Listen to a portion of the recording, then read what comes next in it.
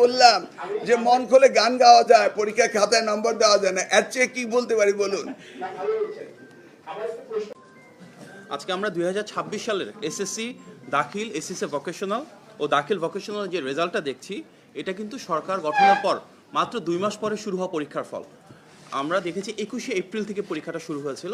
সুতরাং 2 মাস পর পরীক্ষা হলেও প্রথমবারের মতন যেটা আমরা নিশ্চিত করেছি যে সকল শিক্ষা বোর্ডে একক প্রশ্নপত্র প্রণীত হয়েছিল এবং আমরা দেখেছি সেখানে সিসিটিভি ক্যামেরা ছিল, বডি ওন ক্যামেরা ছিল এবং যে মূল্যায়ন হয়েছে সেটা শতভাগ নির্মোহভাবে করা হয়েছে।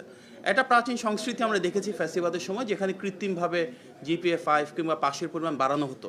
আমরা সেই সংস্কৃতি থেকে টোটালি বের হয়ে এসেছি, কারণ মাননীয় প্রধানমন্ত্রী যে নির্দেশনা দিয়েছেন, আমরা এমন একটা শিক্ষা ব্যবস্থা চাই যেখানে শিক্ষার্থীরা তাদের যোগ্যতা, দক্ষতা, সৃজনশীলতা নিয়ে বের হয়ে আসবে।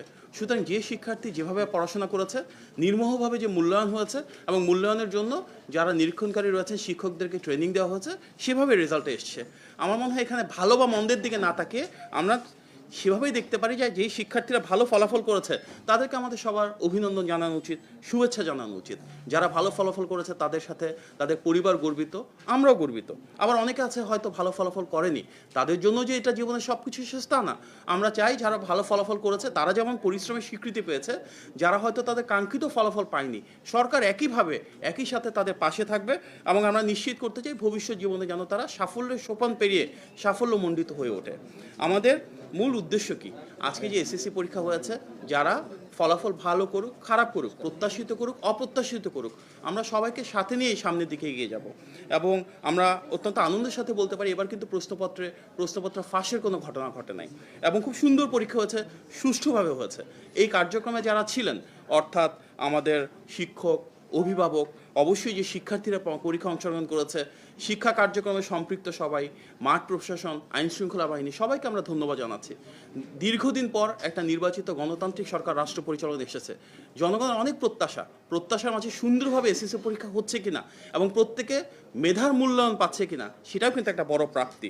সুতরাং গণতান্ত্রিক সরকার বিশ্বাস করে কি আমাদের এমন একটা শিক্ষা ব্যবস্থা গড়ে তুলতে হবে যেখান থেকে আত্মনির্ভরশীলতা তৈরি হবে, কর্মসংস্থানের সুযোগ তৈরি হবে। সুতরাং আমরা একদিকে যেমন পাস ফেল গুরুত্বপূর্ণ, বাট একই সাথে প্রয়োজন তারা কি তাদের সৃজনশীলতা, মেধা, যোগ্যতার নির্মোহ মূল্যায়ন পাচ্ছে কিনা এবং মাননীয় শিক্ষামন্ত্রীর নির্দেশনায় সেভাবেই কিন্তু এবার আমাদের এসএসসি পরীক্ষা অনুষ্ঠিত হয়েছে।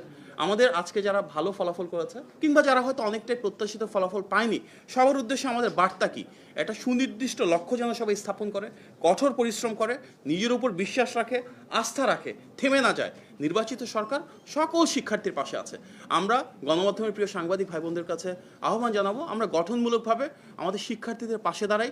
যারা ভালো ফলাফল করেছে, যে প্রতিষ্ঠানগুলো ভালো করেছে তাদেরকে প্রেরণা যোগাই। যেসব ক্ষেত্রে ঘাটতি আছে আমরা সমন্বিত উদ্যোগের মাধ্যমে তাদেরকে আরও কীভাবে এগিয়ে নেওয়া যায়, যেখানে সমস্যাগুলো রয়েছে সমাধান কিভাবে করা যায়, গুণগত মান কিভাবে উন্নয়ন করা যায়, যেটা আমাদের মাননীয় শিক্ষামন্ত্রী বলেছেন, সেভাবে এগিয়ে যাই। আর 180 দিনে যে মূল্যায়নের কথা আমরা বলছি, দেখুন ফ্যাসিবাদের সময় পুরো রাষ্ট্র কাঠামো ভেঙে গিয়েছিল। সবচাইতে বেশি ধ্বংসপ্রাপ্ত যে খাত সেটা শিক্ষা ব্যবস্থা।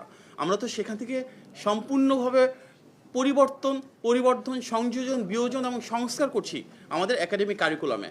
তারপর আমাদের আগামী শিক্ষাবর্ষে হয়তো সব পরিবর্তন একবারে করা সম্ভব হবে না। নতুন আমরা বেশ কিছু কারিকুলাম চেঞ্জ করছি, 4টা নতুন বই আমরা অ্যাড করছি। ইতিপূর্বে আপনারা জানেন, ইতিপূর্বে প্রথমবারের মতো আমরা যে বলি যে বৈষম্যহীন শিক্ষা ব্যবস্থা, সারা বাংলাদেশের তৃণমূল থেকে ঢাকা পর্যন্ত এক প্ল্যাটফর্মে এসে বেশ কিছু কম্পিটিশন করেছি। 22 লক্ষ শিক্ষার্থীর অংশগ্রহণে আমরা ফুটবল টুর্নামেন্ট দেখেছি প্রাথমিক পর্যায়ে। মাধ্যমিক ও উচ্চশিক্ষাতে আমরা দেখেছি innovation grand, start up competition. দেশের সব শিক্ষা প্রতিষ্ঠান অংশগ্রহণ করেছে।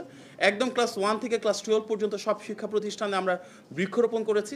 এর পাশাপাশি শিক্ষকদের ট্রেনিং কীভাবে বাড়ানো যায়, সুযোগ সুবিধা কীভাবে বাড়ানো যায়, শিক্ষা কার্যক্রমে কীভাবে আমরা ক্রীড়া সংস্কৃতি সন্নিবেশ করতে পারি, শিক্ষা কার্যক্রমে টেকনোলজিক্যাল ইন্টিগ্রেশন কীভাবে করা যায়, এগুলো নিয়ে মাননীয় শিক্ষামন্ত্রীর নেতৃত্ব এবং নির্দেশনা আমাদের কাজ চলমান রয়েছে। স্বাভাবিকভাবে 16 বছরে ভেঙে পড়া রাষ্ট্র কাঠামো হয়তো 5 বা 6 মাসে আমূল পরিবর্তন সম্ভব না, কিন্তু আমাদের সর্বোচ্চ আন্তরিকতা রয়েছে, আপনাদেরও সর্বোচ্চ সহযোগিতা রয়েছে এবং সামনের দিনগুলোতে আমাদের বহুপাক্ষিক আলোচনার মাধ্যমে, ডায়ালগ কনসালটেশনের মাধ্যমে ইনশাল্লাহ যে প্রত্যাশিত পরিবর্তন সেগুলো আমরা নিশ্চিত করব। আমি আপনাদেরকে অনুরোধ করব, প্রিয় সাংবাদিক ভাই বোনেরা, আমাদের যারা শিক্ষার্থী রয়েছে তাদেরকে আপনারা হাইলাইট করুন, যারা ভালো ফলাফল করেছে তাদেরকে অনুপ্রেরণা দেন, যেসব শিক্ষা প্রতিষ্ঠান ভালো করেছেন তাদের স্বীকৃতি দেন এবং যেসব জায়গায় সমস্যা রয়েছে সেগুলো আমরা একসাথে আইডেন্টিফাই করি এবং একসাথে সবাই মিলে সমাধান করবো ইনশাল্লাহ। আমি মাননীয় শিক্ষামন্ত্রীর অনুরোধ ক্রমে আজকে প্রেস কনফারেন্স শেষ করছি। ধন্যবাদ। আসসালামু আলাইকুম।